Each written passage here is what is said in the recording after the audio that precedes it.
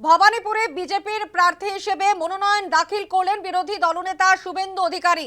ভবানীপুর একেবারে মমতা বন্দ্যোপাধ্যায়ের নিজের কেন্দ্র, সেই ভবানীপুর ভোটের মহারণ, ভোটের ভর কেন্দ্র ভবানীপুরে মনোনয়ন দাখিল করলেন বিরোধী দলনেতা শুভেন্দু অধিকারী কেন্দ্রীয় স্বরাষ্ট্রমন্ত্রী অমিত শাহের উপস্থিতিতে। এবং তার আগে কেন্দ্রীয় স্বরাষ্ট্রমন্ত্রী অমিত শাহর রোড শো। এক পাশে শ্রমিক ভট্টাচার্য, অন্য পাশে শুভেন্দু অধিকারী, স্বপন দাশগুপ্ত। হাজরা মোড় থেকে Alipore survey building. Road show শেষে সার্ভে বিল্ডিং এ মনোনয়ন পেশ বিরোধী দলনেতা শুভেন্দু অধিকারী। ভবানীপুরে বিজেপি প্রার্থী হিসেবে মনোনয়ন পেশ করলেন বিরোধী দলনেতা শুভেন্দু অধিকারী এবং তার সঙ্গে ছিলেন একদিকে শ্রমিক ভট্টাচার্য, অন্যদিকে ভবানীপুর শুধু নয়, রাসবিহারী এবং বালিগঞ্জ কেন্দ্রের বিজেপি প্রার্থীরাও তারাও ছিলেন এই মনোনয়ন পর্বে। হাজরা মোড় থেকে রোড শো শুরু করেন কেন্দ্রীয় স্বরাষ্ট্রমন্ত্রী অমিত শাহ।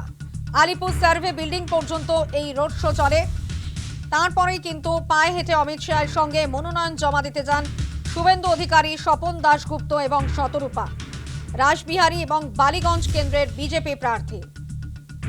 বঙ্গ বিজেপির ইতিহাসে এই প্রথমবার কোনো প্রার্থীর মনোনয়নে উপস্থিত কেন্দ্রীয় স্বরাষ্ট্রমন্ত্রী অমিত শাহ।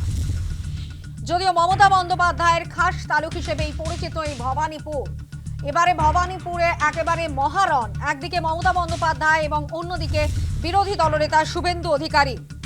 যদিও এই মমতা বন্দ্যোপাধ্যায়ের খাস তালুক ভবানীপুরে আজ রোড শো এর মধ্যে বিজেপি তার যে শক্তি প্রদর্শনের লড়াই চালালো, এটা কিন্তু বলাই বাহুল্য।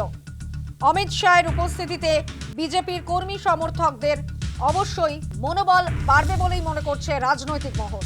ভোট পর্বে আমি 15 দিন থাকবো বাংলায়, মোদিজির নির্দেশে আমি ভবানীপুরে। একে একে সব কেন্দ্রে তৃণমূল হারবে, শুধুমাত্র ভবানীপুর হারলেও পরিবর্তন।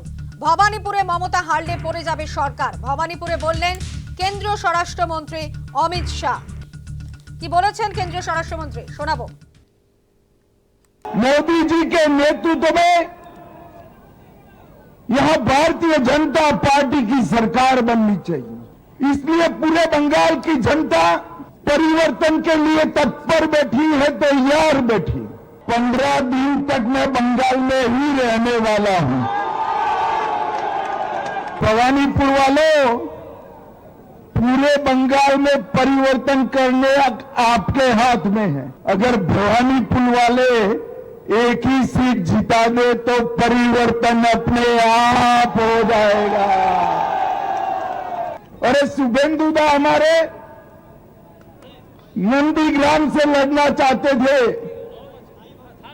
मैंने शुभेंदु दा को कहा था कि सिर्फ नंदीग्राम नहीं, ममता के घर में जाकर उसको हराना है। और इनका रिकॉर्ड है, गत चुनाव में ममता बंगाल में सरकार तो बना पाई थी, मगर ममता दीदी नंदीग्राम में शुभेंदु दा के सामने चुनाव हार गई थी। इस बार ममता जी पूरे बंगाल में भी हारेगी और भवानीपुर में भी हारेगी। ভোটের সময় 15 দিন বাংলায় থাকবেন, তারপর বাংলা ছেড়ে পালাতে হবে। অমিত শাহের মন্তব্যের পাল্টা মন্তব্য কুণাল ঘোষের। কি বলেছেন, শোনাবো। অমিত শাহ কেন্দ্রীয় স্বরাষ্ট্রমন্ত্রী, তিনি নাকি আজ বলেছেন ভোটের সময় 15 দিন বাংলায় থাকবো। তো থাকুন, কে বারণ করেছে? আপনি এলেন গেলেন, কি আসে যায়? 2021 সাল থেকে দেখছি অব কি বার 200 পার, 77-এ শেষ, আজকে 60, ভোটের পর 26-এ নামবে। আমি বলছি আপনার যে স্টেটমেন্টটা, ভোটের সময় 15 দিন বাংলায় থাকবো, একটু চেঞ্জ করুন। ক্ষমতা থাকলে বলুন ভোটের সময় আপনি যতদিন ইচ্ছে থাকুন, কিন্তু ভোটের ফল বেরোবার পর একদিন বাংলায় থাকবো। বাংলার মানুষের রায় বিজেপির বিরুদ্ধে যাচ্ছে। নরেন্দ্র মোদী, অমিত শাহের বঙ্গবিরোধী চক্রান্ত, এসআইআর কে সামনে রেখে সাধারণ মানুষের অধিকার অস্তিত্ব কাড়ার চক্রান্ত, এর বিরুদ্ধে ভোট হতে চলেছে গোটা বাংলা জুড়ে। অমিত শাহ 15 দিন কেন, আপনি যতদিন ইচ্ছে বাংলায় থাকুন, কিন্তু ক্ষমতা থাকলে বলুন রেজাল্ট বেরোবার পর আমি বাংলায় একদিন থাকবো। অমিত শাহ আসুন কি ডোনাল্ড ট্রাম্প আসুন, ভবানীপুরের মাটি মমতা বন্দ্যোপাধ্যায়ের মাটি, এমনটাই বলছেন মেয়র ফিরহাদ হাকিম। কি বলেছেন শোনাবো। ওনার এমনি পায়ের তলায় অমিত শাহর ওজনটা ভারী, তো তাহলে মাটিটা পাওয়া যায়, সেটার চেষ্টা উনি করছেন। তবে অমিত শাহ আসুক আর ডোনাল্ড ট্রাম্প আসুক, ভবানীপুরের মাটি মমতা ব্যানার্জির কেন্দ্র। এখানে ওজন ফোজন দেখিয়ে লাভ নেই।